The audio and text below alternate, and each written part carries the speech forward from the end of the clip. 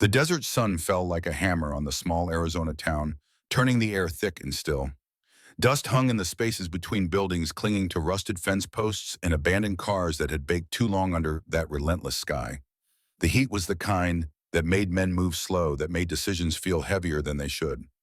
Garrett Holloway wiped sweat from his forehead with the back of his hand, the same hand that had once held a rifle with absolute certainty. At 35, he carried himself like a man who had learned discipline the hard way and then forgotten why it mattered. His shoulders were broad but slumped just enough to suggest the weight of something invisible. His jaw was set in a line that looked permanent, carved there by years of keeping his mouth shut when words wanted to come out. He crouched beside a section of chain-link fence that had seen better decades, wire cutters working methodically through twisted metal. This was the work that came to him now. Broken things that needed fixing, sheds that needed clearing, jobs that paid cash and asked no questions about the 6 years he had spent in uniform or the 2 years since he had come back to this town with nothing but a duffel bag and a dog.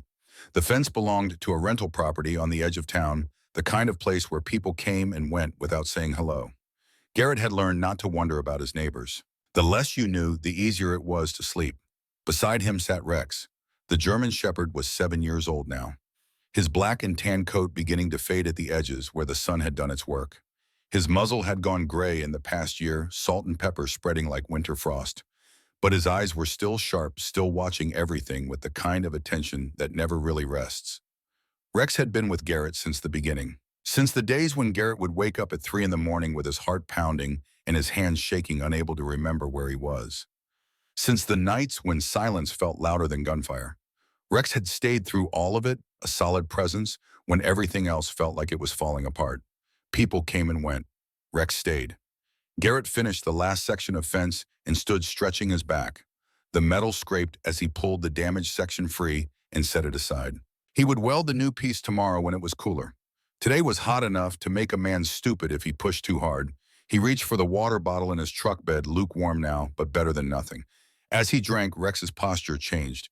It was subtle, the kind of thing most people would miss. But Garrett had learned to read the day the way other men read the weather. Rex's ears went forward, rotating like radar dishes. His body went still. Not the stillness of rest, but the stillness of something locked onto a target. Garrett set the water bottle down slowly.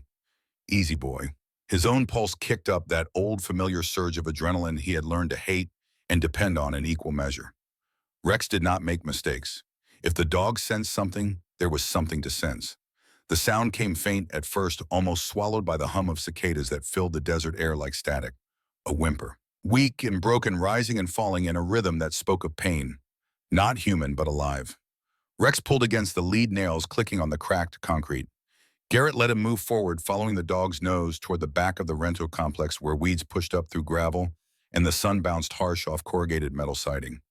The heat back here felt heavier, trapped between walls that radiated warmth like ovens. Garrett's boots crunched on broken glass and dried weeds as he moved deeper into the narrow alley between buildings. The smell hit him before he saw anything. Old garbage, rust, and underneath it something else. Something wrong. Then he saw her. The German Shepherd lay tied to a steel post driven into the hard dirt. She was thin, her ribs visible beneath a coat that was matted with dust and dried blood. Her belly was swollen, unmistakably pregnant. One hind leg trembled as she tried to curl around herself, tried to make her body small and protected. Standing over her was a woman. She held a metal rod in one hand, something that might have been part of a rake handle once. Her posture was casual, almost bored, as if she were dealing with a household chore she had done 100 times before. The woman was in her early 40s, dressed too neatly for this kind of heat. Her hair was pulled back tight, not a strand out of place. Her skin was pale, untouched by the kind of work that left marks. She wore slacks and a sleeveless blouse that should have been wrinkled in this temperature, but somehow was not. When she raised the rod and brought it down across the dog's back, there was no anger in her face. No emotion at all. Just the cold efficiency of someone solving a problem. The sound the dog made was barely audible. A choked whimper that died in her throat. Garrett's voice cut through the heat like a blade. Stop. The word came out rougher than he intended, carrying the weight of every bad decision he had ever tried to prevent and failed. The woman turned slowly, taking her time as if she had been expecting company. Her eyes swept over Garrett from his dust-covered boots to his faded work shirt, cataloging him in a single glance. Her lips curved into something that might have been a smile, if smiles could be that empty. This is private property. Her voice was smooth controlled, with just enough edge to suggest she was used to being listened to. You don't have any right to be back here. Garrett took a step forward, every muscle in his body coiled tight. His hands stayed open, visible. Years ago, he had learned the cost of moving too fast, of letting anger make decisions for him. The scar tissue in his right shoulder was a permanent reminder. She's hurt. He forced his voice level, forced himself to breathe. She's pregnant. The woman glanced down at the pig as if noticing her for the first time. She shrugged, the gesture dismissive. Not my problem anymore. Rex moved closer, positioning himself between Garrett and the injured dog. A low sound rumbled in his chest, not quite a growl, but something close. A warning that did not need translation. The woman's eyes flicked to Rex and then back to Garrett. For half a second, something moved across her face. Recognition, maybe. Calculation. Then it was gone, replaced by that same empty smile. She stepped back deliberately, and as she turned to walk away, her foot caught something on the concrete. A small object skittered across the ground, spinning to a stop near Garrett's boot. Do what you want, she said, her voice flat and final. Just don't say I didn't warn you. She walked off into the glare of the afternoon sun, her footsteps unhurried, her posture straight. She did not look back. Garrett waited until she disappeared around the corner of the building before he moved. Then he dropped to one knee beside the injured dog, his hands gentle, as he worked at the rope that held her to the post. The knot was tied by someone who knew what they were doing. As he loosened it, he could see the raw patches on her neck where the rope had rubbed through fur and into skin. She barely moved when he touched her, her breathing shallow, her eyes dull with exhaustion. Rex pressed close, whining softly. The sound was high and worried, the kind of sound Garrett had only heard from him a handful of times. It's okay. Garrett's voice was barely a whisper, though he was not sure who he was trying to convince. He slipped the rope free and lifted the dog carefully, shocked by how light she was. She should have weighed more, should have had muscle and strength. Instead, she felt like she was made of hollow bones and old scars. Rex followed close as Garrett carried her to his truck, parked in the shade of the only tree for 100 yards. He laid her down gently in the truck bed on the tarp he used for hauling scrap metal. She did not resist, did not even seem to register the movement. As he stepped back to catch his breath, his boot knocked against the object the woman had kicked. A phone, the screen was cracked, smudged with dirt and fingerprints. But when Garrett picked it up and pressed the power button, the display flickered to life. There was a message on the screen. Just one. Recent enough that it had not locked yet. Asset damaged. Removed before delivery. Garrett stared at the words, read them twice to make sure he understood, then a third time because understanding did not make them any easier to process. Asset, not dog, not animal. Asset, removed before delivery. The cold feeling that settled in his chest was familiar. It was the same feeling he used to get in the field when something did not add up. When the pattern of a situation shifted from routine to dangerous in the space between one breath and the next. He looked down at the injured dog in his truck, at Rex who stood beside her with his ears forward and his body tense, at the phone in his hand with its single damning message. Somewhere in the cicada-filled heat, a line had been crossed. And Garrett knew, without fully understanding why, that picking up that phone meant there was no easy way back from this. He climbed into the truck, started the engine, and drove. The veterinary clinic sat beside the highway like something that had been there so long, people forgot to notice it anymore. One-story sun-faded paint, a flickering sign that read "More Veterinary Care" in letters that had lost half their color to the desert sun. Garrett pulled into the gravel lot and killed the engine. The heat followed him as he opened the door, wrapped around him like a blanket he could not shake off.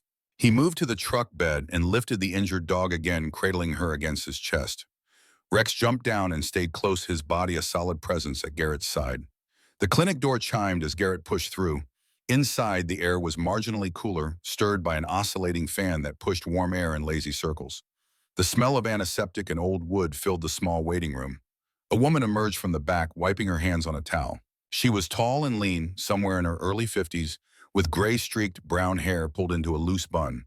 Her skin was sun-weathered, the kind of tan that came from years in this climate, not from vacations. Her eyes were sharp but kind, the eyes of someone who had delivered bad news enough times to know how to do it without making it worse. Dr. Helen Bradshaw had been the only vet in this town for as long as Garrett could remember. She had the posture of a woman who stood her ground quietly, who did not need to raise her voice to make people listen. What happened? She was already moving, clearing the examination table with practiced efficiency. Garrett laid the dog down gently, his arms aching from the weight he had carried. I found her tied up behind the Sycamore rental complex. His voice was rough. She was being beaten. Helen's jaw tightened. She ran her hands over the dog's body, her touch firm but careful. The dog whimpered once, a sound so small it almost disappeared, and then fell silent. Her sides heaved with the effort of breathing. She's close to term. Helen's voice was low controlled. And she's in rough shape. She pulled out clippers and shaved a small patch of fur, cleaned a wound with steady hands. Then she paused, frowning. These marks. She leaned closer, her finger tracing a small puncture on the dog's flank. They're not just from hitting. Garrett watched her closely.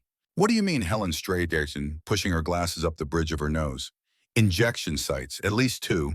Stimulants and sedatives, if I had to guess. Someone's been keeping her awake, then knocking her down. She reached for a handheld scanner, something Garrett had seen her use before on Lost Pets. She passed it over the dog's neck, moving slowly. A faint beep sounded, then nothing. Helen's frown deepened. There's a microchip here. Or there was. It's been scratched nearly clean. Garrett felt a slow burn settle behind his ribs, the kind of anger that did not come fast and hot, but built like pressure in a sealed container. So she's not a stray? No, Helen's voice was flat certain. And this isn't random abuse. She wrapped the dog in a thin blanket and adjusted an IV line with quick, efficient movements. The dog's breathing steadied slightly, her eyes half-lidded but alert. Garrett crouched beside the table, resting a hand on the floor. He did not touch the dog unless she moved first. When her head shifted weakly toward him, he swallowed hard. You're safe. The word felt fragile in his mouth. Rex lowered himself beside the table, his body forming a solid barrier. His ears stayed forward, rotating at every sound. The hum of the air conditioner, the distant traffic on the highway, the creak of the building settling in the heat. I need to document this. Helen pulled out her phone, started taking photographs, medical notes. If this goes where I think it might, the door opened. Amanda Brooks stepped inside as if she had every right to be there. She had changed her shoes, but not her expression. Her clothes were still neat, her posture still upright. Her dark blonde hair was still pulled tight at the nape of her neck. She dabbed at her eyes with a tissue, though no tears fell. When she spoke, her voice trembled just enough to sound convincing. That's my dog. She pointed toward the table, her finger steady despite the quiver in her voice. That man stole her. Garrett rose slowly, his movements deliberate. She was tied up and bleeding. Amanda turned to Helen, ignoring him completely. He trespassed. She's aggressive. I was trying to keep people safe. Helen did not move, did not blink. Ma'am, this animal is pregnant and severely injured. There are injection marks and a damaged microchip. Amanda's eyes flicked away for half a second, just long enough to notice. I don't know anything about that. Her voice hardened. I want her back. Rex stood, and the sound that came from his chest was low and deliberate. Not loud, not wild, just enough to draw a line in the air that everyone in the room could see. Garrett stepped between them. You're not taking her. Amanda's lips pressed into a thin line.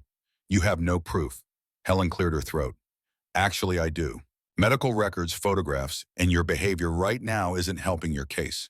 For a moment, Amanda looked as though she might argue. Her mouth opened, then closed. She forced a smile that did not reach her eyes. I'll be speaking to the authorities. She turned on her heel and walked out, her heels clicking sharply against the floor. The door swung shut. Silence followed, thick and heavy. She's lying. Garrett said it quietly, not as a question, but as a fact. Helen nodded. Yes. Garrett exhaled slowly. He pulled the phone from his pocket and set it on the counter. I found this. She dropped it. Helen glanced at the screen. Her expression hardened when she read the message. That's not the language of a pet owner. No, Garrett looked at the dog again, at the rise and fall of her chest, at the way she tried to curl protectively around herself despite the exhaustion. That's the language of inventory. He was quiet for a moment. Then he spoke again, the words coming before he fully thought them through. She needs a name. Helen raised an eyebrow. You naming her already? Garrett hesitated, then nodded. Sonny, if she makes it through this heat, it feels right. Helen allowed herself a small smile. Sonny it is. As the afternoon light began to shift toward evening, Helen adjusted the monitors and checked Sonny's vitals again. She'll need rest.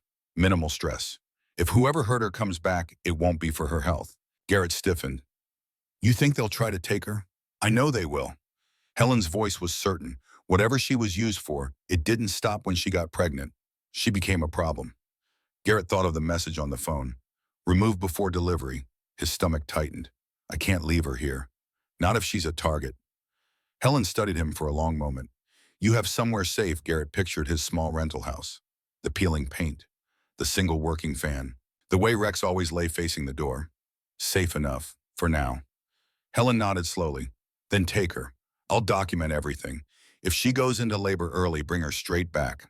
As they stepped outside, the sky was beginning to burn orange and gold. The heat was finally loosening its grip, giving way to the cool that would come with night. Garrett laid Sonny carefully in the back of his truck. Rex jumped up beside her without being told, settling into position as if he had been doing this job his whole life. Before Garrett climbed into the driver's seat, he glanced back at the clinic. Something about today felt unfinished, like a door had opened that would not close quietly. He drove away as the sun dipped low, unaware that from a distance, a dark sedan sat idling near the highway. Its engine hummed softly, waiting. The daylight did not soften when Garrett pulled into the gravel drive of his rental house. The sun hung high and clean, a hard white coin in the sky. The heat shimmered off the hood of the truck as if the road itself were breathing. Garrett parked beneath the lone mesquite tree that offered more symbolism than shade. The house was small and tired. Peeling paint, a crooked porch rail, one window patched with clear plastic. But it was quiet, and quiet had become a kind of wealth to him. He carried Sonny inside with care, setting her on a folded blanket near the oscillating fan that pushed warm air in slow circles. Her coat was dull with dust and healing scrapes. Her eyes were watchful even as exhaustion pulled them closed. Rex paced once, then settled by the doorway. His broad chest was square to the hall, his ears pricked. He was 7 years old now, the black on his muzzle beginning to gray. But the discipline never left him. Garrett had learned the hard way that some instincts were earned and then kept for life. Garrett filled a shallow bowl with water and held it steady while Sonny drank. His hands shook, not from the heat, but from the weight of responsibility he had chosen. He told himself this was temporary, just until things cooled down. But the words felt thin. The message on Amanda's phone replayed in his mind, each syllable scraping. Remove before delivery, inventory language, not the language of mercy. He sat on the floor beside Sonny and breathed until the room felt less tight. The quiet let old memories creep in, long days under harsher suns, the discipline that had once kept his thoughts lined up like gear on a rack. He had left the teams with a commendation and a scar that never showed. A decision that saved his life and complicated it at the same time. Work came and went. People did not stay. Rex did, and now Sonny had arrived carrying a life that did not care about his past. By late afternoon, the first sign came. A sedan rolled past the house, slow enough to be noticed, then slower on the return. Its windows were dark, the paint an unremarkable gray that blended into everything. Garrett watched through the plastic-paned window, careful not to move. The car idled at the corner, then drove on. 10 minutes later, it returned and parked half a block away. Engine off. The clear sky offered no place to hide. Rex rose without a sound and stood beside Garrett, their shoulders nearly level. I see it. Garrett murmured more to himself than to the dog. He reached for his phone, took a photograph through the window's rippled plastic, then set the phone face down. Panic would not help. Pattern would. He moved with quiet purpose, setting his old motion camera on the shelf above the front door. He angled it toward the porch. Checked the back window and the side gate. Noted the loose hinge he had never gotten around to fixing. He did not arm himself. He chose visibility instead. Lights on, door unlocked, but watched. The kind of posture that said nothing was hidden. At dusk, a knock came. Garrett opened the door to find a man standing just beyond the threshold. His posture was casual, his smile rehearsed. He was in his late 30s, broad but soft at the edges. A trimmed beard framed a mouth too quick to grin. His baseball cap bore no logo. His eyes flicked past Garrett, searching. Evening, the man's voice was friendly, practiced. Name's Camden Shaw. I'm looking for a dog. Garrett let the silence do some of the work. Lots of dogs in this town. Camden laughed lightly as if embarrassed. This one's special. Black and tan. Belongs to a woman who's real worried. Behind Garrett, Rex shifted. Nails clicked once on the floor. Sonny made a low sound, protective and tired. Garrett's voice stayed even. You should talk to animal control. Camden's smile thinned. Lady asked me to ask nice first. And if nice doesn't work, Camden shrugged. Then I guess we keep looking. Garrett closed the door gently, not slamming it, not arguing. He watched through the camera as Camden lingered on the porch, peered at the frame, then walked away toward the gray sedan. The car pulled off without headlights. The day was still bright enough to make them unnecessary. Night did not bring cover. The moon rose early, in full bleaching the yard silver. Garrett slept in bursts on the couch, boots on keys in his pocket. Rex did not sleep at all. At midnight, gravel crunched near the side gate. Garrett rose and slipped into the hall, his heart steady, his breathing controlled. He heard a whisper, a curse when the loose hinge squealed. The back door opened a hand's width. A shadow leaned in. Rex moved first, not with a bark, but with a presence that filled the space. The man froze. Garrett flicked on the light. It was Camden Shaw again, his face pale now, bravado gone. "I don't want trouble." Camden's hands went up. "I just need to check. Check what Camden swallowed. The asset." Garrett stepped aside just enough for the camera to see.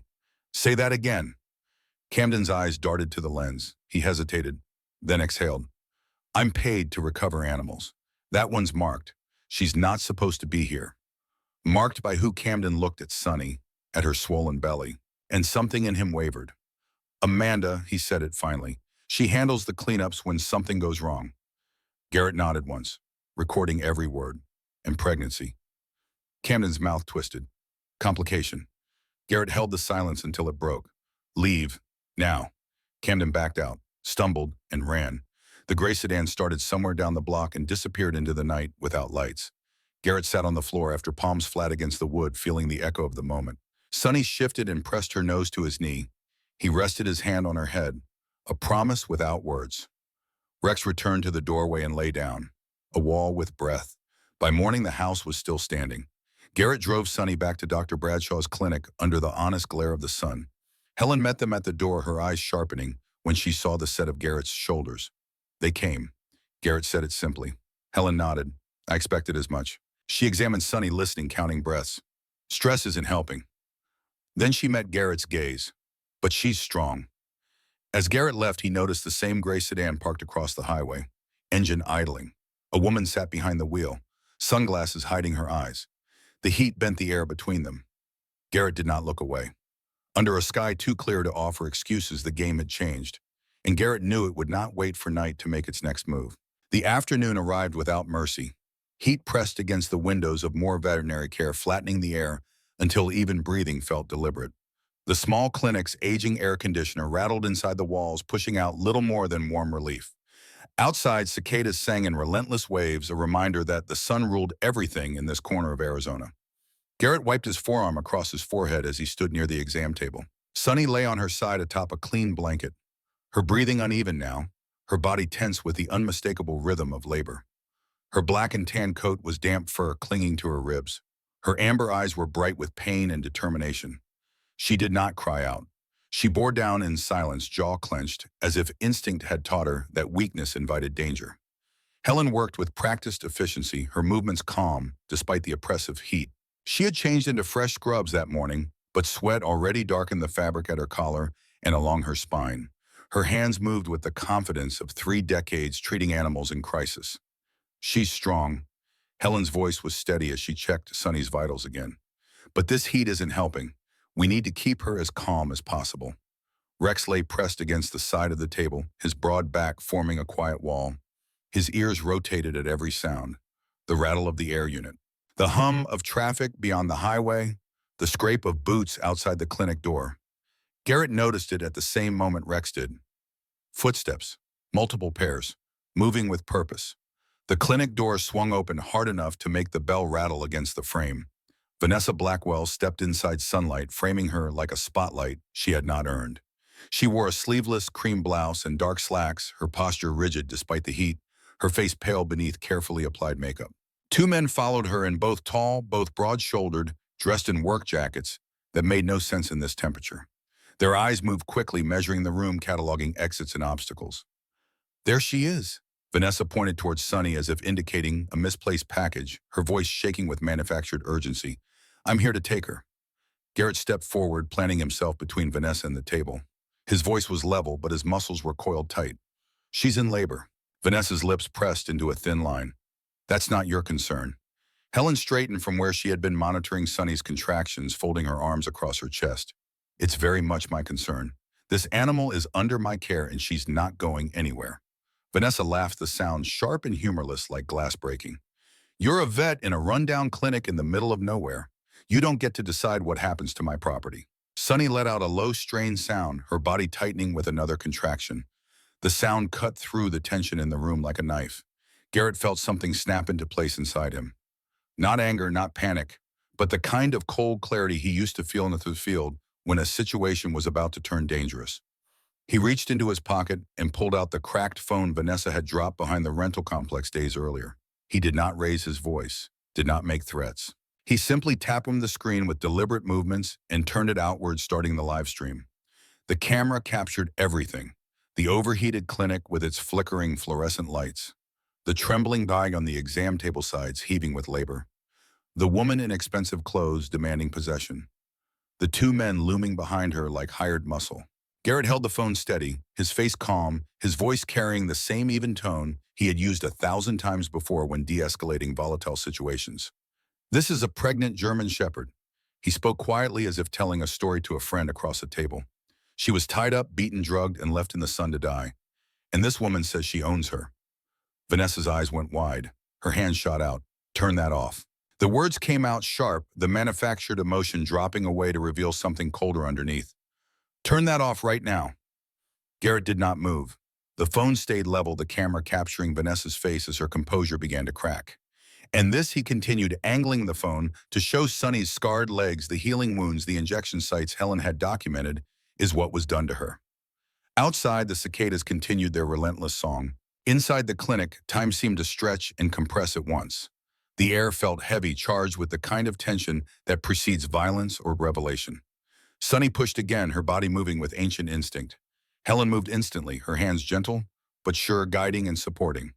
A small, wet shape slipped free, followed by a thin cry that barely rose above the hum of the struggling air conditioner. The first puppy lay still for a heartbeat that felt like an eternity. Then it squirmed weakly, its tiny body slick and fragile. Come on, little one. Helen's voice was soft as she rubbed the pup gently with a clean towel, stimulating its lungs, clearing its airways. The puppy let out another sound, more breath than voice, but it was alive. Rex stood and leaned forward, his nose twitching as he took in the scent of new life. His eyes remained locked on the newborn, as if he were counting each small movement, each shallow breath. Vanessa's careful composure finally shattered. This isn't what you think. She took a step backward, her voice rising. She's dangerous. She attacked me. I was protecting myself. Stop. Helen's voice cut through the clinic like a blade sharp and clean. Just stop lying. The live stream chat began to fill with comments, names, and messages flashing past too fast to read. Somewhere out in the digital world, someone had shared the link. Then someone else. The number of viewers climbed steadily. 50, 200, 500.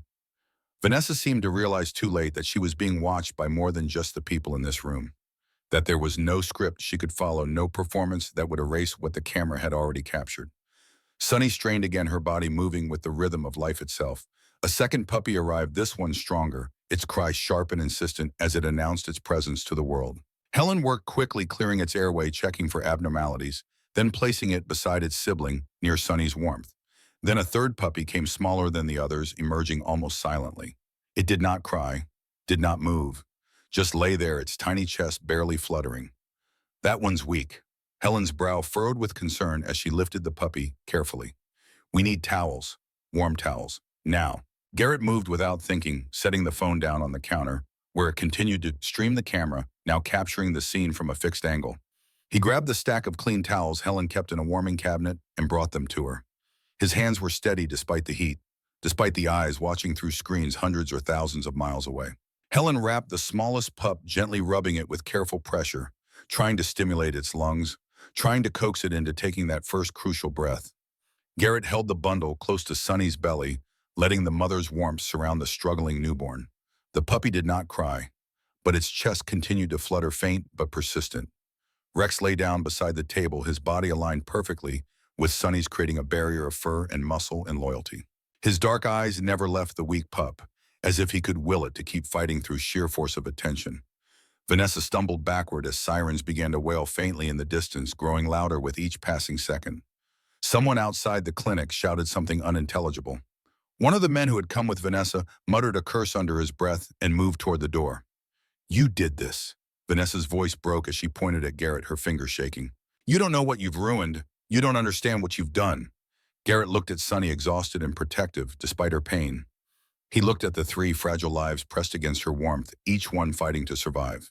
Then he looked back at Vanessa, and when he spoke, his voice was quiet but carried the weight of absolute certainty. No, you did this. The police arrived moments later, their cruisers pulling into the gravel lot with lights flashing red and blue against the white walls of the clinic.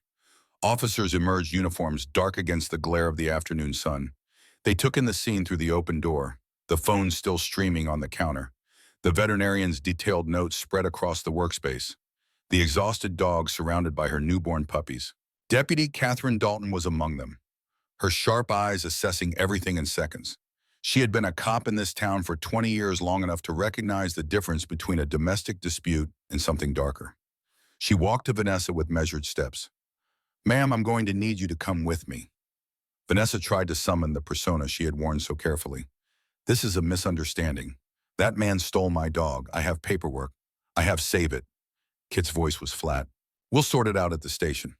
Vanessa was led out without ceremony, her protest growing fainter as she was guided into the back of a patrol car. The two men who had accompanied her were questioned separately, their stories already beginning to diverge from hers in small but telling ways. When the doors finally closed and the police cruisers pulled away, the clinic felt impossibly quiet. The cicadas continued their song outside. The air conditioner rattled on, fighting a losing battle against the desert heat. The live stream kept running, comments still flooding in from viewers who had witnessed everything. Garrett's hand trembled slightly as he reached for the phone. The viewer count had climbed past 50,000, then 70,000. Then the numbers stopped updating, overwhelmed by the sudden surge of attention. He ended the broadcast with a single tap. Helen rested her head against the counter for just a moment, eyes closed, allowing herself one brief second of exhaustion. Then she straightened and returned to Sunny, checking each puppy methodically, making notes on her clipboard. The smallest puppy lay curled against Sunny's belly, its breathing shallow but steady. Alive despite everything. Garrett sank onto the worn chair in the corner, feeling the adrenaline drain from his system all at once. He watched the sun slide lower in the sky through the clinic windows and understood something with perfect clarity. In this town, under this relentless light, the truth had nowhere left to run. But the silence did not last. Within the hour, Helen's phone began to ring. News outlets wanting statements, animal welfare organizations offering assistance, people calling to donate money to volunteer to help in whatever way they could. Helen ignored most of them, letting the calls go to voicemail. But one call she answered. When she hung up, she turned to Garrett with an expression he could not quite read. That was FBI. They're sending agents. They want to interview both of us. Garrett nodded slowly. When tomorrow morning? Helen paused. They said the live stream was being shared across the country, that it had reached some kind of tipping point. What does that mean? It means people are paying attention. And when people pay attention, things that were hidden in the dark start coming to light. By the time the sun had dropped below the horizon, painting the desert in shades of copper and ash, the clinic had transformed. No longer just a place of healing, but something else. A focal point. A catalyst. Helen worked quietly through the evening, checking each puppy, making detailed notes. The first two pups were strong now, squirming against Sunny's belly with surprising energy for newborns. But the third, the smallest, remained concerningly still. Its breathing was shallow, each rise and fall of its tiny chest a small victory against the odds. Garrett stood near the window, arms crossed, watching the parking lot. The police had left hours ago, but news vans had arrived to take their place, their satellite dishes pointed at the sky like metal flowers seeking sun. You know they'll come back. Helen's voice broke the silence. Garrett turned from the window. Whoever Vanessa was working for. Helen set down her clipboard and met his eyes. This wasn't her operation. She's just one piece of something bigger. Garrett had been thinking the same thing. The message on the phone. The way Camden Shaw had spoken about facilities, plural, as if this were just one location among many. The smooth efficiency with which Vanessa had tried to reclaim Sunny, as if she had executed this same task a dozen times before. You think there are others? It was not a question. Helen moved to the small sink and washed her hands, the water running brown for a moment before clearing. I've been doing this for 30 years. I've seen abuse. I've seen neglect. People who don't know better. People who don't care enough. But injection sites, scratched microchips, coordinated attempts at recovery. That's not someone losing control. That's a system. The words settled in the air between them, heavy and undeniable. System. Cold and deliberate and organized. The kind of thing that did not stop when one person got arrested. The kind of thing that had roots spreading deeper than anyone wanted to acknowledge. Garrett thought about the gray sedan that had circled his house in the days after he found Sonny, about Camden Shaw, who had come back twice caught between fear and obligation, about the way Vanessa had looked at Sonny, not with the hot rage of someone personally wronged, but with the detached calculation of someone managing inventory that had depreciated in value. What do we do? The question came out quieter than he intended. Helen was silent for a long moment, drying her hands on a clean towel. Then she reached into a drawer beneath the counter and pulled out a business card. It was worn at the edges, the ink slightly faded but still legible. There's a woman, investigative journalist out of Phoenix. She's been looking into puppy mills and breeding operations for years. Helen held out the card between two fingers.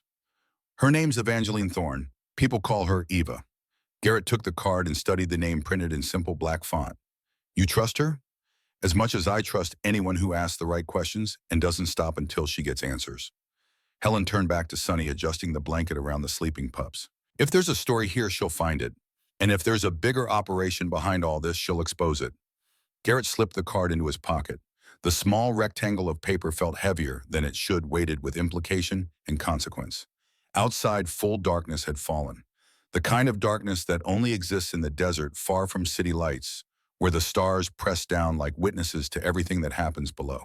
Helen checked the smallest puppy again, her fingers gentle as she placed a stethoscope against its tiny ribcage and listened.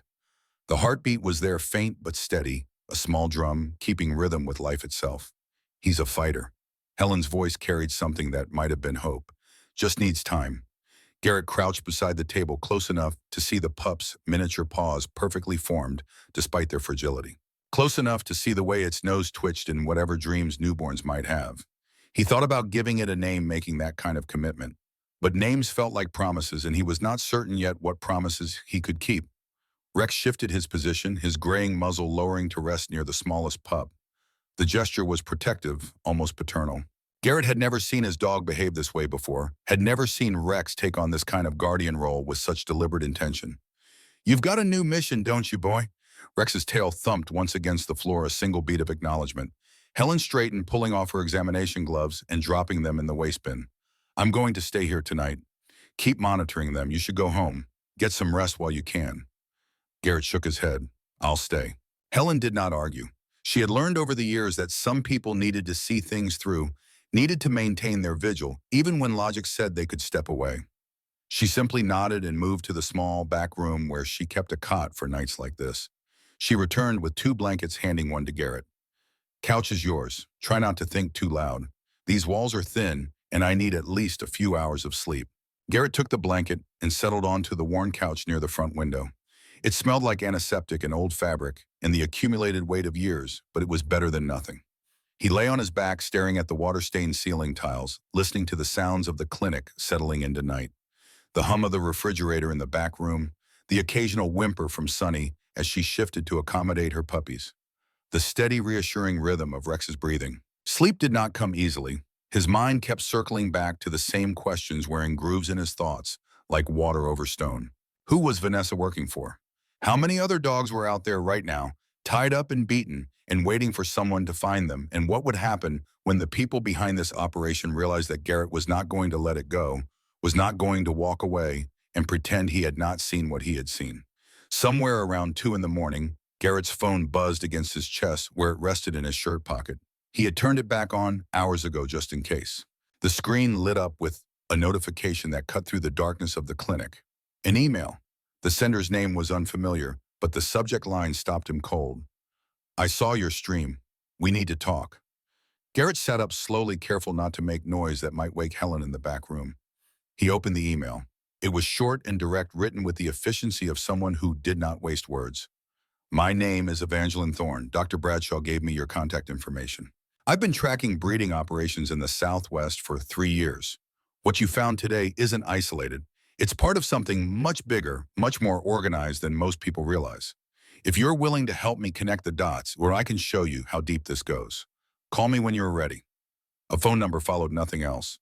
Garrett stared at the screen for a long time, watching the blue light reflect off his hands. Then he glanced toward the exam room where Sonny and her pups slept under the watchful presence of Rex and the distant monitoring of Helen. He typed a response, keeping it brief and careful. I'll call tomorrow. He sent it, then turned the phone off again and lay back down. But sleep remained elusive, staying just beyond reach, like something he could see but not touch. Morning came slowly, as if the desert itself was reluctant to face another day of punishing heat. The sun crept over the horizon in shades of gray and gold, painting the sky in colors that would burn away within the hour. Garrett woke to the smell of coffee and the sound of Helen moving around the clinic with practiced quiet. He sat up, his back stiff from the inadequate couch, and rubbed his face with both hands. Rex was still in the exam room, lying in exactly the same position he had held all night. The dog had not left his post, had not abandoned his self-appointed duty. Helen appeared in the doorway holding a chipped mug. "You look like hell. Feel like it too." She handed him the coffee, black and strong, the way she had learned he preferred it. "How are they?" Garrett asked, nodding toward the exam room. "Stable."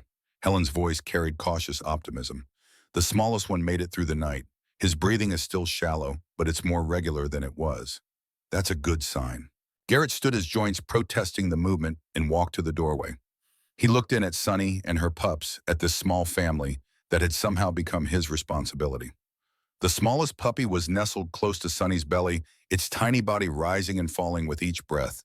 It looked marginally stronger than it had the night before. Not much, but enough to notice if you were paying attention. "He's going to make it."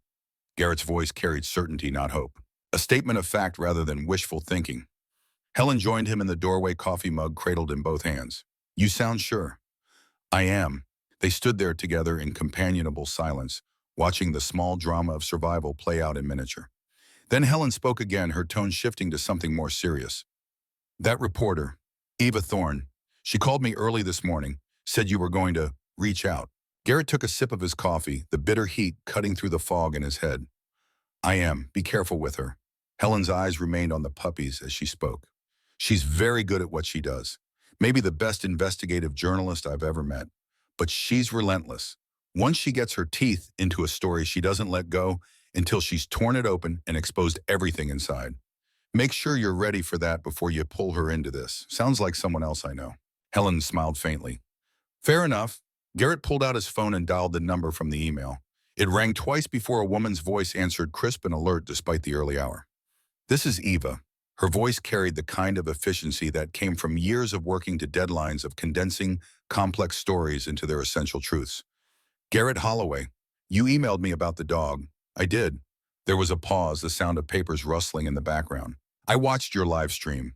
So did 50,000 other people. That kind of attention doesn't happen by accident, and it definitely gets noticed by people who don't want to be noticed. That's what I'm worried about. You should be." Eva's tone sharpened, became more focused. "But it also means we have leverage now. People care about what they saw. They're angry. And anger, when it's properly directed, is incredibly useful fuel." Garrett leaned against the counter, watching through the window as the sun continued its relentless climb. "What do you need from me?" "Everything. Records, photographs, names, timelines. Anything and everything you can give me about Vanessa Blackwell and whoever she's working with. I need to see the phone, the messages, the contacts. I need your account of what happened. Helen's medical documentation, the police reports when they're filed. I've got the phone." Garrett glanced at the cracked device sitting on Helen's counter, still tagged as evidence but not yet collected. "Messages, contacts, call logs. It's all there." "Good, that's a start." Eva paused and Garrett could hear her typing something. "But we need more than one data point. I need to see the facilities. The places where they're keeping the other dogs. You think there are more?" "I know there are." Eva's voice carried absolute certainty. "I've been tracking this network for 3 years. Vanessa Blackwell isn't at the top of the food chain. She's middle management at best. And middle management always leads somewhere higher." Garrett thought about Camden Shaw, about the fear in his eyes when he had mentioned other facilities. "There's a guy, Camden Shaw. He tried to take Sonny from me twice. Said something about other locations, talked about them like they were common knowledge." Eva's voice sharpened with interest. "Did he say where?" "No. But he's scared. I could see it in everything he did. Scared people talk, especially when they realize they're going down, whether they cooperate or not." Eva's tone carried a note of approval. "If we can find him before Vanessa's people do, we can get him to flip. Give us locations, names, the whole structure." Garrett was quiet for a moment, thinking through the implications. "What's your plan?" "I drive down this afternoon. Meet you at the clinic. We go through everything you've got, build a timeline, identify the gaps in what we know. Then we start connecting dots until we can see the whole picture. And if the people behind this don't want their dots connected, Eva's laugh was dry and humorless. Then they're going to have a very bad week. Garrett ended the call and set the phone down on the counter. Helen was watching him from the doorway, her expression thoughtful. She's coming this afternoon. Helen nodded slowly. Then we better get organized. The rest of the morning passed in focused preparation. Helen printed out all of Sonny's medical records, organized the photographs she had taken of the injuries and injection sites, made copies of everything for both the police and Eva. Garrett went through the messages on Vanessa's phone, systematically taking screenshots of anything that seemed relevant, building a digital paper trail. Rex remained with Sonny, a constant presence. The puppies slept and nursed in the eternal cycle of newborn life, their tiny bodies growing stronger with each passing hour. By the time noon arrived, the parking lot was no longer empty. 2 news vans had set up in the gravel lot, their crews standing in whatever shade they could find, cameras ready, waiting for a statement that was not going to come. Helen locked the front door and pulled the blinds down over the windows. We're closed for the day. Let them film an empty building if they want. Garrett stood at the window watching the reporters through a gap in the blinds.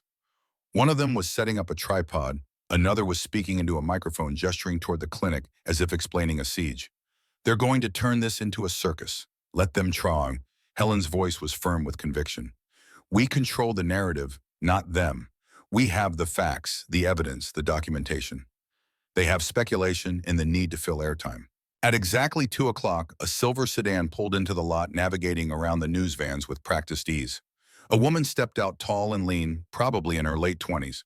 She had dark hair pulled into a practical ponytail and wore jeans with a blazer, moving with the kind of confidence that came from years of walking into places where she was not wanted and refusing to leave until she got what she came for. Evangeline Thorne. She knocked on the locked door and Helen let her in quickly, relocking it behind her. Eva's eyes swept the clinic in a single comprehensive glance, taking in the layout, the equipment, the makeshift sleeping area Garrett had used. Then she turned to Garrett and extended her hand. Garrett Holloway. He shook her hand. Her grip was firm, businesslike. Yeah. Eva allowed herself a brief smile. Let's get to work. They spread everything out on the exam table in the main room, away from where Sonny and her pups rested. The phone with its damning messages, the photographs Helen had taken, the medical records documenting systematic abuse. Eva went through it all methodically, making notes in a leather-bound notebook, asking questions that cut straight to the heart of what mattered. This message.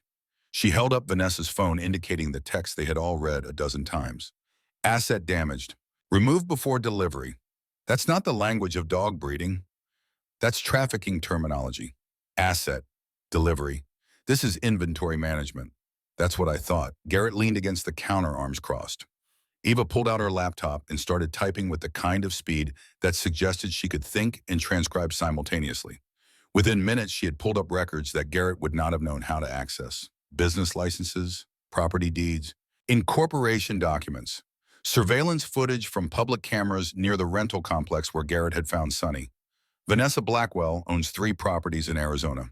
Eva turned the laptop toward Garrett so he could see the screen. 2 more in Nevada, 1 in Utah. All of them registered under different shell companies, but all the shell companies link back to the same registered address in Phoenix. Garrett leaned closer, studying the information. What's at that address? A warehouse. Eva's fingers moved over the keyboard again, pulling up satellite imagery. Industrial district on the east side, registered as a general storage facility. But I've had my eye on it for 6 months. I've watched vehicles come and go. I've seen dogs being transported in and out. They go in, but they don't come out. At least not through any entrance I can see. Helen joined them at the counter, looking at the screen over Garrett's shoulder. You think that's where they're keeping the others? I know it is. Eva's voice carried the weight of certainty built on months of careful observation. I just haven't been able to prove it. Haven't been able to get inside or get anyone to talk about what happens there. Garrett stared at the address displayed on the screen, at the satellite image showing the warehouse and its surrounding buildings. Then he looked back at Rex, still maintaining his vigil beside Sonny and her pups. We need to go there. Eva met his eyes and something passed between them. An understanding, a shared recognition that they had both reached the same conclusion. Yes, we do. Helen's voice cut through sharp and clear. That's dangerous. If they're willing to beat a pregnant dog half to death and send armed men to threaten you, they're not going to just let you walk into their facility and start taking photographs. Garrett's jaw tightened, the muscle jumping beneath his skin. Then we don't walk in. We find another way. Eva closed her laptop with a decisive snap. I have a contact. former animal control officer who owes me more than one favor. If I can convince him to request an official welfare check, we might be able to get inside with legal backing.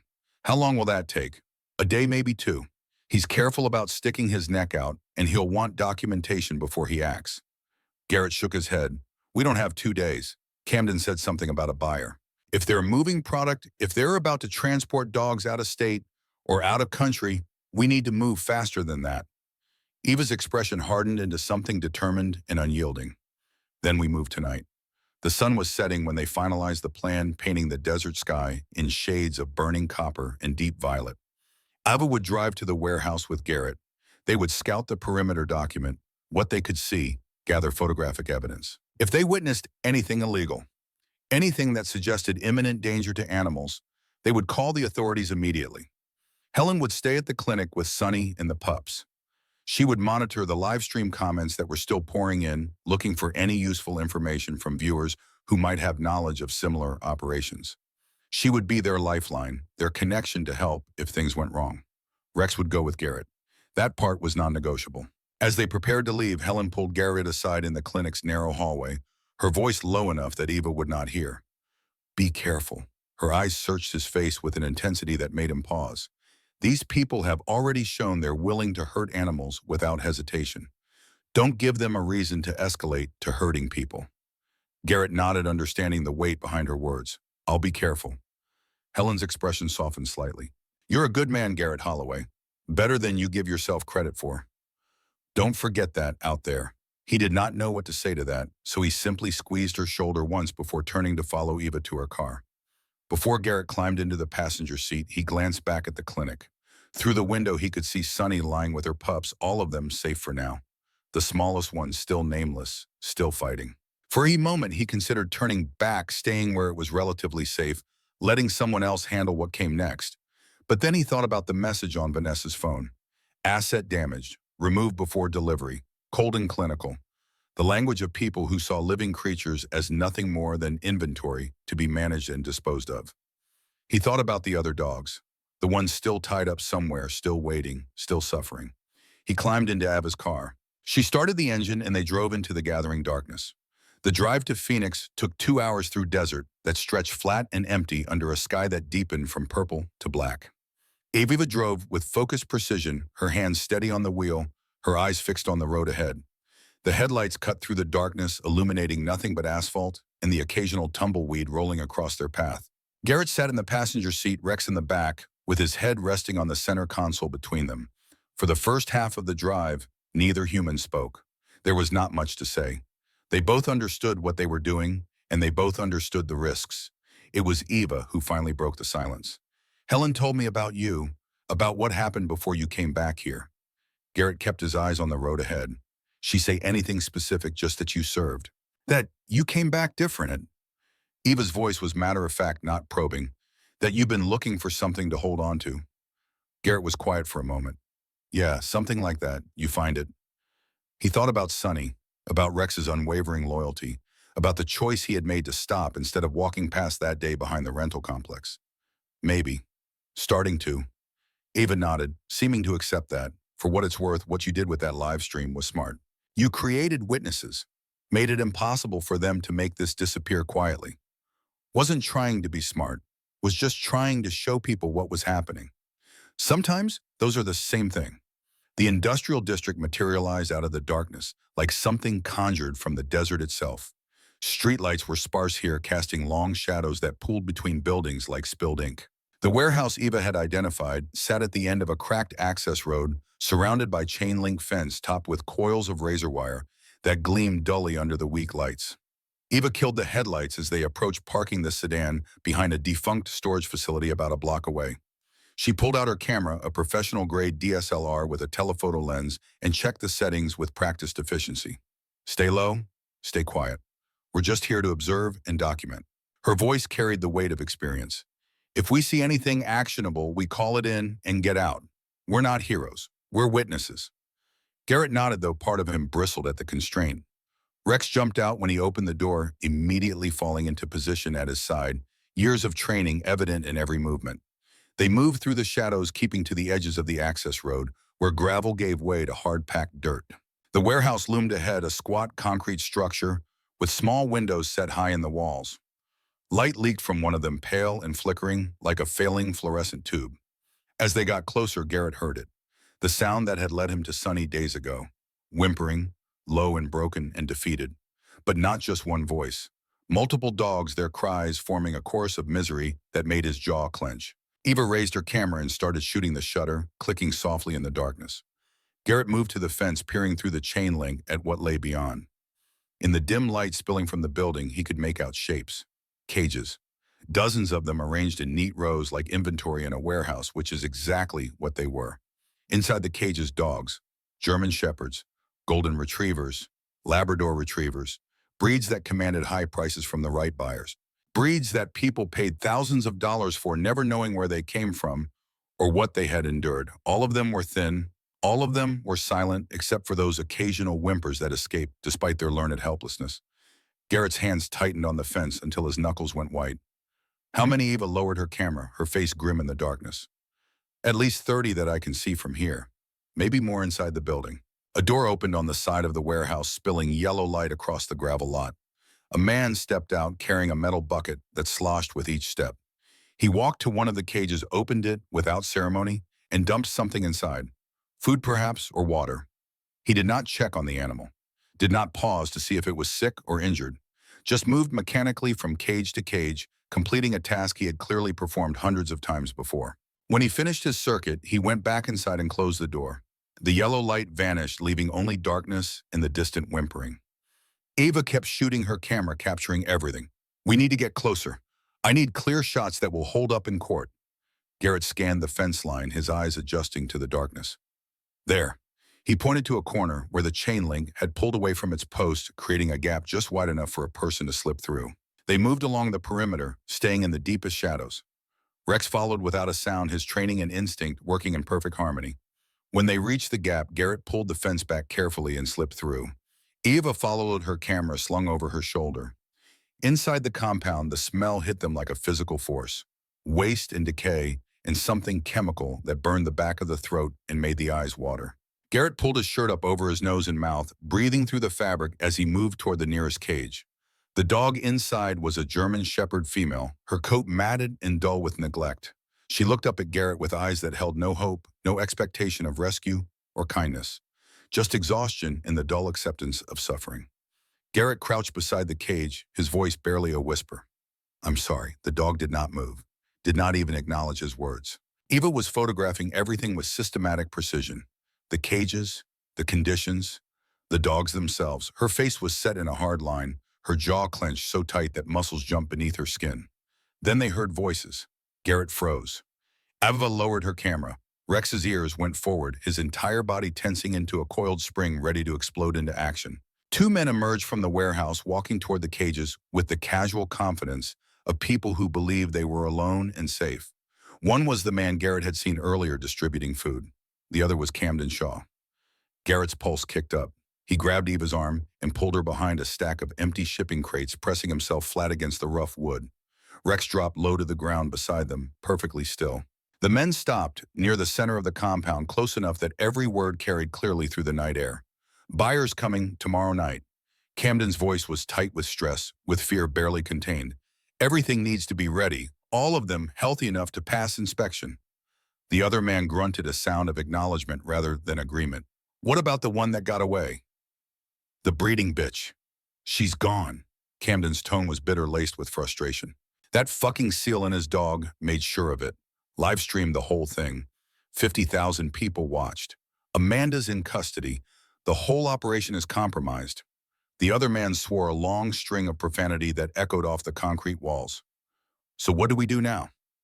Camden was quiet for a moment that stretched too long. Then he spoke, and his words made Garrett's stomach drop. We move everything tonight. Clean this place out completely. Burn the records. Scatter the inventory to the other facilities. Disappear before the feds show up asking questions we can't answer. Garrett's mind raced. They were going to destroy the evidence. Erase everything. Move the dogs to locations they did not know about, might never find. Eva was already moving, raising her camera, switching from photos to video. Getting it all on record. Every word, every admission. But then Rex shifted slightly, his paw scraping against a piece of metal debris. The sound was small. In any other circumstance, it would have been nothing. But in the tense silence of the compound, it might as well have been a gunshot. Camden's head snapped toward their hiding spot. "Who's there?" Garrett did not hesitate. Years of training took over the part of him that had learned to make split-second decisions in situations where hesitation meant death. He stood and stepped into the light, hands visible and empty. Camden's eyes went wide with recognition and fear. "You," Garrett kept his voice calm, controlled the way he had been trained to speak when negotiating with hostile forces. "It's over, Camden. The police are on their way." It was a bluff, a calculated gamble. But Camden did not know that. The other man's hand moved to his waist, reaching for something. Garrett saw it in the fraction of a second before the man pulled a gun free, saw the way his weight shifted, the way his eyes narrowed with lethal intent. Training took over. Garrett moved fast, covering the distance before the man could bring the weapon to bear. He grabbed the man's wrist, twisted it with precisely applied force, and the gun clattered to the concrete. A sharp jab to the ribs with his other hand. A sweep of the leg executed with perfect form. The man went down hard, the air exploding from his lungs. Camden turned to run, but Rex was already there, materializing out of the shadows like something summoned. The dog did not attack, did not bite. He simply positioned himself in Camden's path. Lips pulled back to expose teeth that gleamed white in the darkness, a low growl vibrating through the air that promised violence if necessary. Camden stumbled backward, hands shooting up in surrender. Okay, just call him off, please." Eva stepped into the light, her camera still recording, capturing everything. "You're going to tell us everything. Who you're working for, where the other facilities are, how this whole operation works, all of it." Camden's face was pale, sweat beading on his forehead, despite the cool night air. "And if I don't," Garrett picked up the gun, with careful movements ejected the magazine, then tossed both pieces in opposite directions into the darkness, where they clattered and disappeared. "Then you go down alone. Take the fall for everyone above you. Or you cooperate and maybe the prosecutor goes easy on you when this all comes apart." Camden looked at the warehouse, at the rows of cages filled with suffering animals, at the evidence of his own complicity surrounding him on all sides. His shoulders sagged with the weight of defeat and terrible choices finally catching up with him. "There are 6 facilities total." His voice came out hoarse, defeated. "Arizona, Nevada, Utah, all owned by the same person." He swallowed hard. "Vanessa Blackwell." Eva's eyes narrowed, her journalist instincts immediately catching the discrepancy. "Vanessa, the woman they arrested was Amanda." Camden shook his head. "That's what everyone thinks. Amanda Blackwell was the face, the one who handled acquisitions and recovery. But Vanessa's her sister. She's the one who actually runs the operation. Stays behind the scenes, keeps her hands clean, lets Amanda take all the risk." Garrett felt the pieces clicking into place, the picture finally becoming clear. "Where is Vanessa now?" Camden's mouth twisted into something between a grimace and a bitter smile. "She's already gone. Flew out this morning as soon as she saw the live stream. Mexico, probably. She knew this was coming, knew it was time to disappear." Ava lowered her camera slightly. "But you stayed." Camden's laugh was hollow and broken.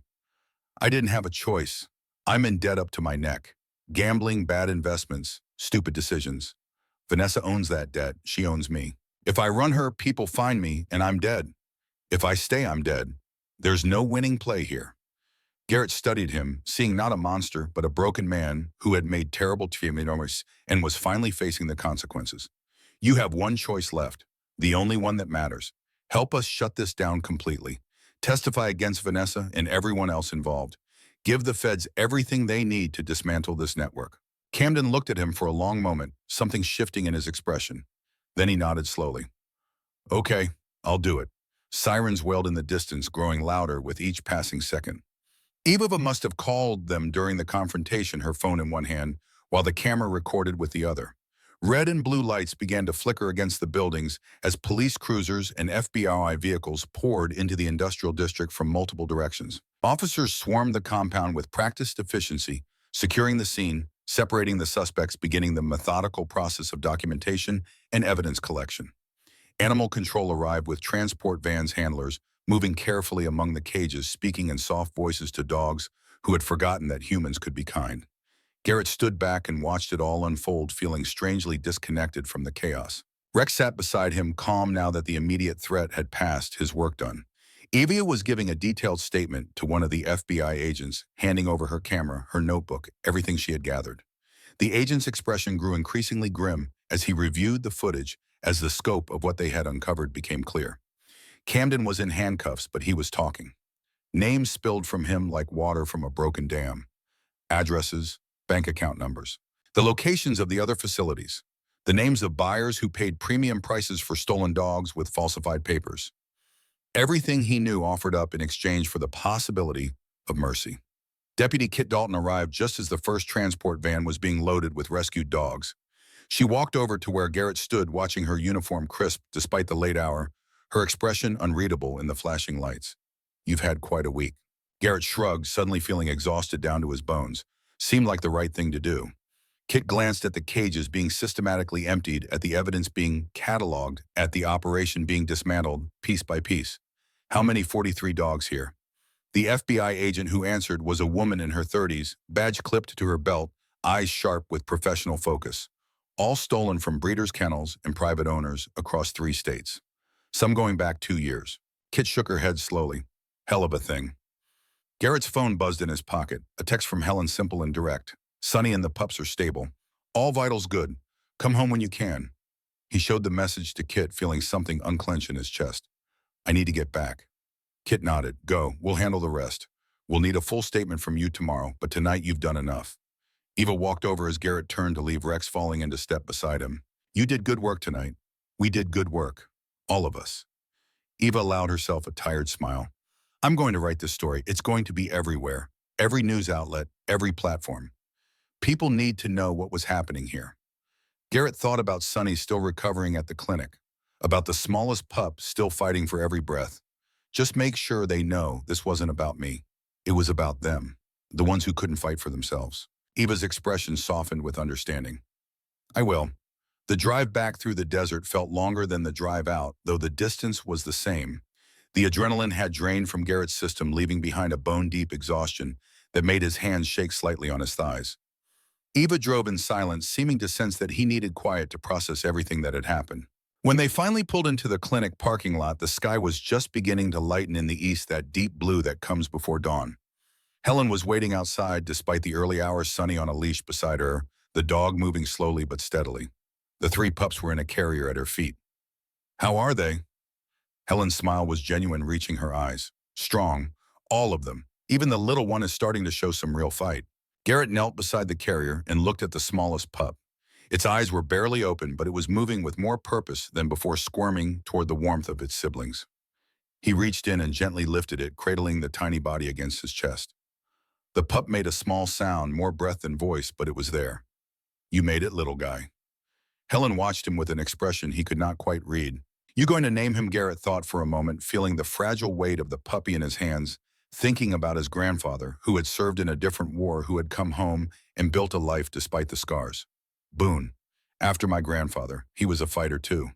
Helen nodded. "Boone it is." Over the following days, the story spread like wildfire across the country. Eva's article ran in newspapers from Phoenix to New York. The video from the warehouse raid was shared millions of times across social media platforms. People donated to animal rescue organizations in unprecedented numbers. Lawmakers in 3 states promised to close loopholes in breeding regulations and increase penalties for animal trafficking. Vanessa Blackwell was apprehended at the Mexican border, attempting to cross with falsified documents and a suitcase full of cash. She was extradited back to Arizona and charged with dozens of counts, including animal cruelty, racketeering, fraud, and conspiracy to commit trafficking. Camden Shaw testified in exchange for a reduced sentence, his detailed testimony leading to the arrest of 12 others involved in various aspects of the operation. Buyers, transporters, corrupt officials who had looked the other way for the right price. The warehouse was shut down permanently. The 6 facilities Camden had identified were raided simultaneously in a coordinated operation across 3 states. 97 dogs were recovered in total, each one receiving medical care and eventual placement in homes that had been thoroughly vetted. Garrett watched it all unfold from a careful distance, content to let the story belong to others. He had done what needed doing, and that was enough. What mattered now was here. Sonny, who grew stronger each day, her coat regaining its luster, her eyes losing that haunted look. Rex, who had found new purpose as guardian and teacher to the puppies. And the 3 pups themselves, growing and playing, and discovering the world. One afternoon, 3 weeks after the raid, a car pulled up to Garrett's house. A young woman stepped out, maybe 16 or 17, with dark hair and nervous eyes that kept darting around as if expecting threat from any direction. She walked to the door and knocked with a hesitant hand. Garrett answered, Rex materializing at his side as he always did. "Are you Garrett Holloway?" He nodded, studying her. "Can I help you?" The girl swallowed hard, her hands twisting together. "I'm Riley. Riley Shaw, Camden's daughter." Garrett's expression softened immediately. "Come in." They sat in the small living room, Riley perched on the edge of the couch like a bird ready to take flight at any moment. Her hands stayed clasped in her lap, knuckles white with tension. "My dad asked me to come see you." She spoke to her hands rather than meeting his eyes. "He said you were there at the end, at the warehouse. He said he gave you something and wanted me to have it." Garrett stood and walked to the shelf where he kept a few personal items from his time in service. He pulled down a small wooden box and opened it carefully. Inside were Camden's dog tags, the metal worn smooth from years of handling. He walked back and placed them gently in Riley's trembling hands. "He wanted you to have these. He said to tell you he wasn't perfect, that he made mistakes he can never fully fix. But he tried at the end to do the right thing." Riley took the tags and tears spilled down her cheeks, hot and sudden. "Thank you." Garrett sat back down, giving her space to process. He made a choice when it mattered. It doesn't erase what came before, but it counts for something. What's going to happen to him? He'll serve time, probably 5 to 7 years with his cooperation. But he won't serve the 25 he was facing. And when he gets out, he'll have a chance to rebuild, to be someone different. Riley nodded, wiping her eyes with the back of her hand. She looked at Rex, then at Sonny, and the pups sleeping in their pen by the window. "They're beautiful." Garrett smiled. "Yeah, they are." Riley stayed for a while longer, talking about her father, about the good man he had been before the gambling and the debts and the terrible choices. About her hope that prison might give him the chance to find that person again. When she finally left, Garrett stood on the porch and watched her drive away, feeling the weight of all the broken things in the world and the small efforts people made to repair them. Rex came to stand beside him, and Garrett rested his hand on the dog's graying head. "We did something good, boy." Rex's tail wagged once, a single beat of agreement. That evening, Helen came by with groceries and a bottle of wine she had been saving. They sat on the porch as the sun performed its nightly drama of color and light, watching Sunny play with her pups in the yard. The pups were growing fast, their legs still awkward, but gaining coordination daily. "You're going to keep them all, aren't you?" Helen's tone suggested she already knew the answer. Garrett took a sip of wine, letting it sit on his tongue. "Just Boone. The other two have homes lined up already. Good families who understand what they've been through." Helen nodded. "And Sunny? She stays. She's earned her piece. No more breeding, no more working, just being a dog." Helen smiled and leaned back in her chair. "You've changed, you know, since all this started." Garrett thought about it, watching Boone tumble over his own feet and get back up with puppyish determination. "Maybe. Or maybe I just found something worth fighting for again." "Either way, I'm glad you did." Helen raised her glass. "To second chances." Garrett clinked his glass against hers. "To second chances." They sat in comfortable silence as the sky cycled through its palette of colors. Gold to orange to deep purple to the first emergence of stars. Garrett thought about the path that had led him here. The mistakes that had driven him away from his old life. The losses that had made him believe he had nothing left to offer. The years of feeling adrift in a world that no longer made sense. And he thought about the moment he had heard Sonny's cry for help. The decision to stop instead of walking away. To care instead of remaining numb. It had not been dramatic, not cinematic, just a choice made by a man who was tired of being empty. But it had changed everything. A week later, Garrett stood in front of a crowd gathered at the local community center. Eva had organized the fundraiser and event to support the newly established rescue organization that had taken in the dogs recovered from the raids. There were maybe 100 people there, locals mixed with donors from Phoenix and beyond. Garrett had not wanted to speak. Public speaking had never been his strength. But Helen had insisted, and Eva had agreed, and somehow he had ended up at a podium with all those faces looking at him expectantly. He cleared his throat, feeling awkward and exposed. "I'm not good at speeches, so I'll keep this short." A few people in the audience chuckled, and the sound helped him relax slightly. 3 weeks ago, I found a dog tied up and beaten behind a rental complex. I didn't know her name, didn't know her story. I just knew she needed help." He paused, gathering his thoughts. "What I didn't know was that helping her would lead to this, to all of you being here, to nearly 100 dogs getting a second chance at the lives they deserved." His voice grew stronger, more certain. We like to think that change happens because of big moments, dramatic gestures. But most of the time, it's the small choices that matter most. The choice to stop when you see something wrong instead of walking past. The choice to care about suffering instead of looking away because it's uncomfortable. He glanced at Helen sitting in the front row with Sunny and Boone beside her, both dogs calm and attentive. I spent a lot of years lost after I came back from service, looking for a mission, a purpose, something that mattered. Turns out the mission found me, in the form of a dog who refused to give up even when giving up would have been easier, and a community that refused to let injustice stand when it was brought into the light. He stepped back from the podium. Thank you, all of you, for caring enough to be here. The applause was loud and genuine, people rising to their feet. Eva was smiling from the back of the room, already filming for her follow-up story. Kit Dalton was there in civilian clothes, clapping along with everyone else. After the event ended and people began filtering out, Garrett walked outside with Rex and Boone. The pup was significantly bigger now, his legs stronger, his eyes bright with intelligence and curiosity. He still had the slight build that had worried them those first days, but he was healthy and growing. Garrett crouched down and let Boone climb into his lap, the pup's enthusiasm unchanged despite his increasing size. You're going to be okay, little guy. Better than okay. Helen joined them, Sunny at her side. The two dogs touched noses in greeting, a gesture they had performed countless times, but which never seemed to lose its gentle significance. What now, Helen asked, though her tone suggested it was less a question than an invitation to speak his thoughts. Garrett stood, Boone tucked under one arm. Now we keep going. There are more operations like Vanessa's out there.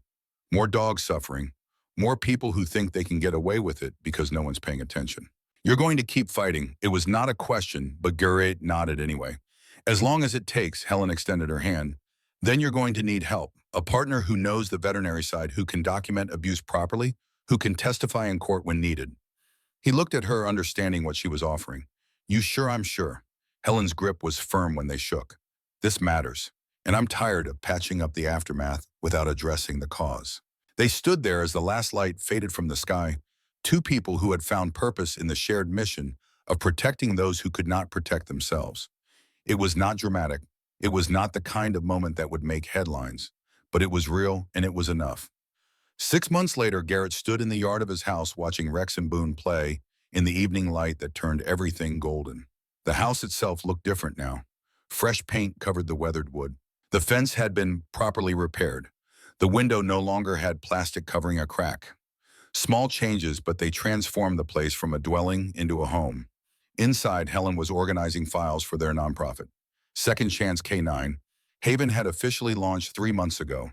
They had helped place 40 dogs in the past half year, working with the law enforcement on 3 additional raids across Arizona and New Mexico. Garrett had testified before congressional committees about the need for stronger laws protecting animals from trafficking networks. The work was hard, the hours were long, the pay was essentially non-existent, but it mattered, and mattering was everything. Garrett's phone buzzed in his pocket, an email notification. He pulled it out and opened the message, recognizing Eva's address. She had been contacted by a source in Mexico, someone with information about another operation bigger and more sophisticated than Vanessa's network. International in scope, with connections that reached into legitimate breeding operations and dog shows. The email ended with a simple question. You and Garrett looked at Rex, graying but still strong, still ready. At Boone, who had grown into a healthy young dog, full of energy and loyalty. At the house that had become home, at the life he had built from the ruins of who he used to be. He typed a response, just 2 words, I'm in. Because some missions did not end when you completed the objective. They evolved. They expanded. They became not just a task, but a calling. And as long as there were dogs like Sunny fighting to survive and protect the lives they carried, there would be people like Garrett choosing to stand in the gap. He sent the email and then put the phone away. The sun was setting, painting the desert in its familiar palette of golds and reds. The air was cooling as it always did when day surrendered to night. Cicadas had begun their evening song, that sound that had become the soundtrack to transformation. Garrett sat on the porch steps and called the dogs to him. Rex settled at his left, solid and dependable as ever. Boone claimed his right side, all awkward enthusiasm and unconditional devotion. He rested his hands on both their heads and looked out at the horizon where the last light was fading. Tomorrow would bring new challenges, new operations to expose, new people who needed to be stopped, new does who needed to be saved. But tonight in this moment, under this wide desert sky, there was peace. The peace that came from knowing you had done something that mattered, that you had chosen to care when indifference would have been easier, that you had stopped when you could have walked away. Somewhere in the distance, another dog was waiting. Another life hung in the balance, depending on someone making the choice to see and to act. But Garrett was not worried, because he had learned something essential in these months. That one person's choice could ripple outward in ways impossible to predict. That caring was contagious. That standing up inspired others to stand beside you. The mission had found him when he had stopped looking for it, and he would not walk away, not now, not ever. The stars emerged one by one, ancient lights bearing witness to all the small acts of courage happening in the darkness below. And in a small house in the Arizona desert, a man who had once been lost sat with his dogs and understood finally that he had been found. Not by seeking, but by choosing to serve something larger than himself. The desert wind carried the scent of sage and distant rain. The night deepened. The world continued its endless turning. And Garrett Holloway, former Navy SEAL, current guardian of the forgotten and abused, sat on his porch and felt for the first time in longer than he could remember completely at home in his own skin. This was not an ending. It was a beginning that would continue as long as there were creatures who needed protecting and people willing to protect them. And that was exactly how it should be.